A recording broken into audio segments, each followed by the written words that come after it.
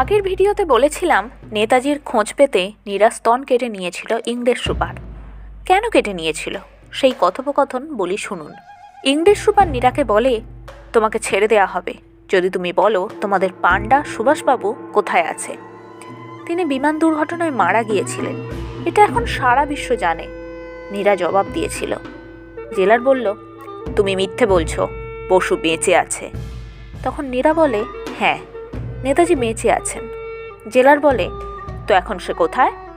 নীরা তার বুকের উপর হাত রেখে বলেন, নেতাজি আমার হৃদয়ে বেঁচে আছেন। এই কথা শুনে জেলার রেগে লাল হয়ে বলল, তাহলে আমরা নেতাজিকে তোমার হৃদয় থেকে সরিয়ে দেব, ছিনিয়ে আনব। এই কথা বলে নীরার ডান পাশে স্তন কাটার চেষ্টা করেন। সাঁড়াশের মতো যন্ত্রটির ধার কম থাকায় খুব একটা কাটতে পারেনি, কিন্তু স্তনের উপর যে বিষম চাপ পড়েছিল তাতে তার অসহনীয় কষ্ট ও যন্ত্রণা হয়েছিল।